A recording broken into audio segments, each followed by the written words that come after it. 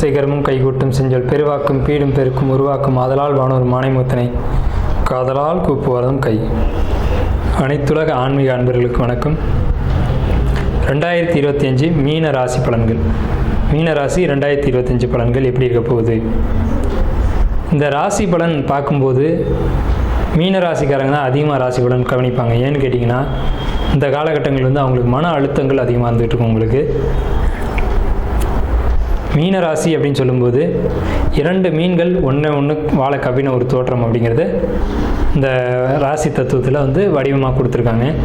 So அப்படிப்பட்ட மீன ராசிக்காரங்க ஏன் இந்த மீனை கொடுத்துருக்காங்க அப்படின்னா, இவங்க வந்து எந்த ஒரு விஷயத்துலையும் லாக் ஆக மாட்டாங்க, மாட்டிக்க மாட்டாங்க. ஆனால் மற்றவங்கள மாட்டி விட்டுக்கிட்டே இருப்பாங்க. அந்த ஒரு பிரச்சனையில் வந்து இவங்க சிக்கிக்குவாங்க. ஸோ இந்த மாதிரியான ஒரு அமைப்பு, ஒரு வாழை கவிரும்போது இன்னொரு மீன் கவிக்கிற மாதிரி இவங்க வந்து பிரச்சனைகளை இவங்களே மாட்டிக்கிற மாதிரியான ஒரு அமைப்பு. ஸோ அப்படிப்பட்ட இந்த மீன ராசிக்காரங்களுக்கு இந்த காலகட்டம் பிறக்கக்கூடிய புத்தாண்டு 2025 எப்படி இருக்குது அப்படின்னு பார்த்தீங்க அப்படின்னா, 2025 கிரக நிலைகளை முதல்ல பார்த்துருவோம். ராசி மேலே சனி, 4ஆம் வீட்டில் குரு, 6ஆம் வீட்டு கேது, 12ஆம் வீட்டு ராகு. ஃபஸ்ட்டு விஷயம், சந்திரன் மேலே சனி. உங்கள் ராசி வந்து சந்திரன், அந்த சந்திரன் மேலே 12 கூடிய சனி பகவான் ஏறிக்கார். ஸோ இது வரைக்கும் விமலம் யோகம் அப்படின்ற ஒரு யோகா அமைப்பில் இருந்துக்கிட்டு கூடிய சனி பகவான், விமல யோகம் அப்படிங்கிறது மிகப்பெரிய ஒரு யோகம், பொருளாதாரத்துக்கு ஒரு சப்போர்ட் பண்ணக்கூடிய யோகம்.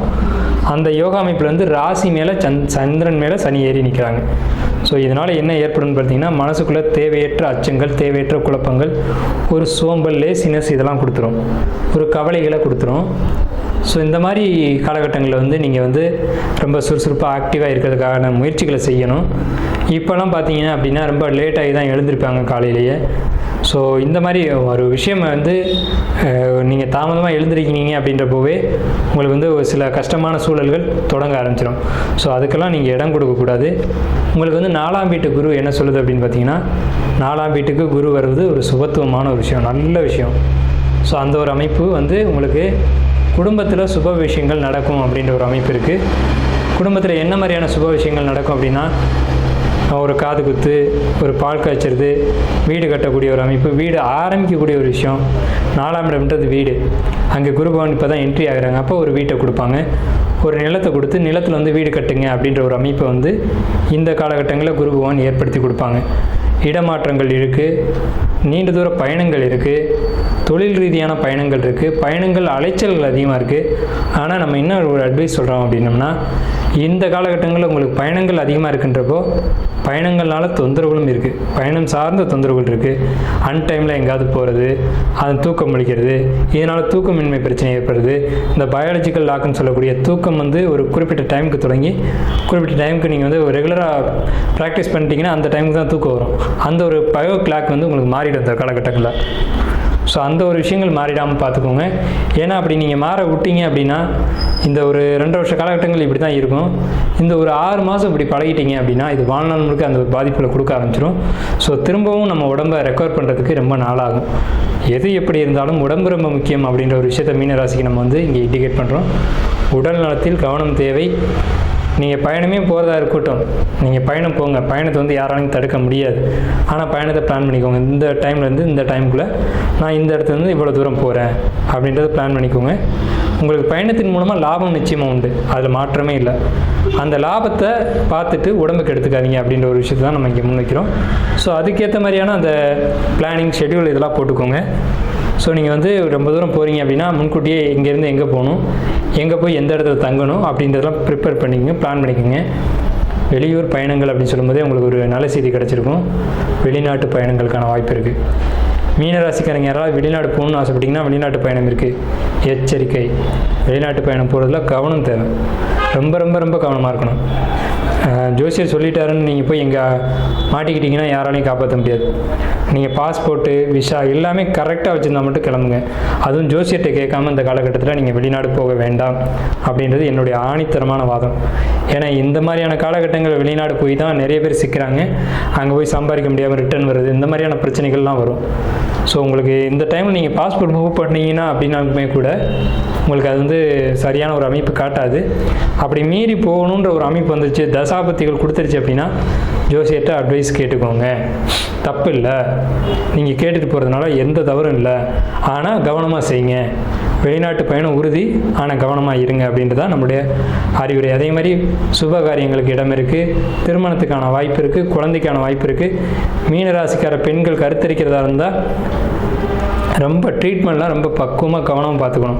ஏன்னா இந்த காலகட்டங்களில் உங்களுக்கு வயிறு சம்மந்தப்பட்ட பிரச்சனைகள் மீனராசிக்கு ஆண்களுக்கும் உண்டு, பெண்களுக்கும் உண்டு. வெளியிடங்களில் போகும்போது உணவுகள் எடுத்துக்கும் போது ரொம்ப கவனமாக எடுத்துக்கணும். எங்கே சாப்பிட்றோம், எந்த இடத்துல சாப்பிட்றோன்றதை பார்த்து கவனமாக சாப்பிடணும். ஏன்னா வயிறு சம்மந்தப்பட்ட உபாதைகளுக்கு, தலை சம்மந்தப்பட்ட பிரச்சனைகளுக்கு இந்த மீனராசிக்கு 2025 இடம் உண்டு. ஸோ உங்களுக்கு வந்துட்டு 2025 முழுக்கவே உங்களுக்கு வந்து அந்த மாதிரி தொந்தரவுகள் இருக்காது. ஒரு பர்டிகுலர் காலம் வந்து பீரியட் எடுத்துக்கோங்க. அதாவது வந்து மே மாதம், ஜூன் மாதம் வந்து கொஞ்சம் தொந்தரவாக இருக்கும். அடுத்த செப்டம்பர், ஆகஸ்ட் வந்து தொந்தரவாக இருக்கும். இந்த 4 மாதமும் வந்து நீங்கள் ரொம்ப எச்சரிக்கையாக இருக்கக்கூடிய காலகட்டங்கள். உடல் ரீதியாக மட்டும்.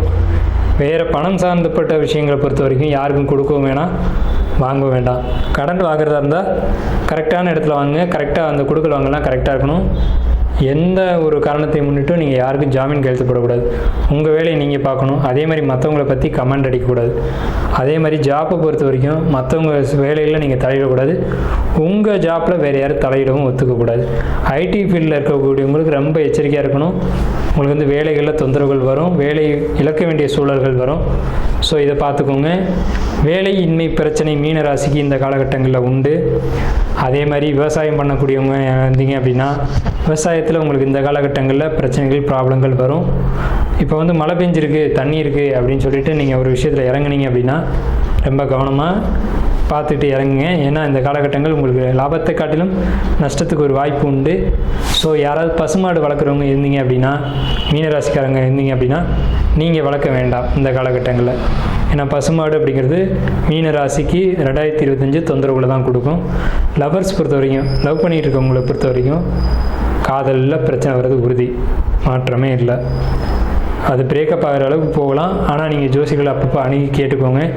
ஏன்னா அது வந்து பர்மனெண்ட்டான விஷயம் கிடையாது, அப்பப்போ மாறும். இப்போ மீனராசிக்காரங்களே நம்ம வந்து எந்த லாக்லையும் சிக்க மாட்டாங்க அப்படின்னு சொல்கிறோம். ஸோ அதுக்கேற்ற மாதிரி பக்குவமாக நீங்கள் போகணும். காதல் கைகூடுமா அப்படின்னு கேட்டால் அது உங்கள் சுய ஜாதகம், அதை பார்த்து தான் சொல்ல முடியும். உங்கள் சுய ஜாதகத்தை ஜோசியர்கிட்ட கொடுத்து ஒரு முறை பார்த்துக்கோங்க.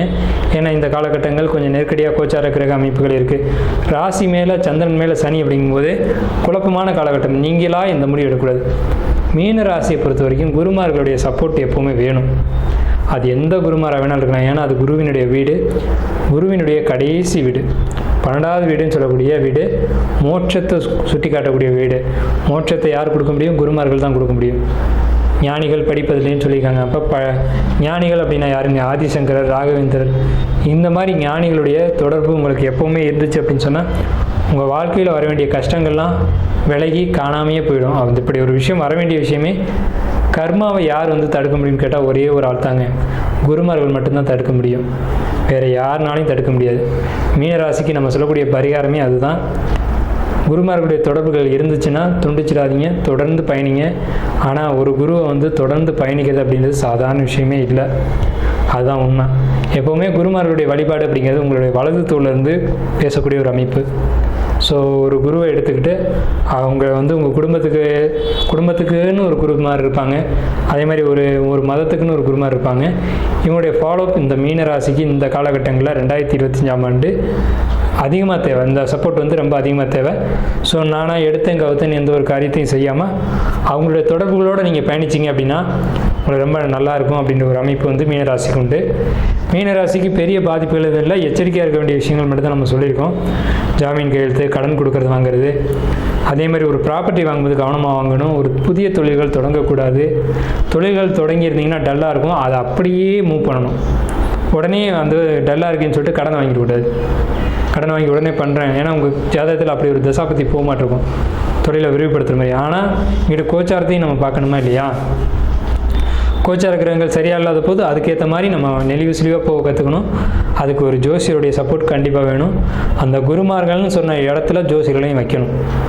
அவங்களும் உங்களுக்கு வழிகாட்டுறாங்க, உங்கள் வாழ்க்கையை வளப்படுத்துகிறாங்க. அப்படின்றதுனால மீனம் ஜோதிடர்களுடைய சப்போர்ட் கண்டிப்பாக உங்களுக்கு வேணும். அவங்கள அணுகி ஒரு விஷயத்தை கேட்டுக்கிட்டு நீங்கள் சிறப்பாக வழி நடத்த என்னுடைய வாழ்த்துக்களும் நன்றிகளும். வாழ்க வளமுடன்.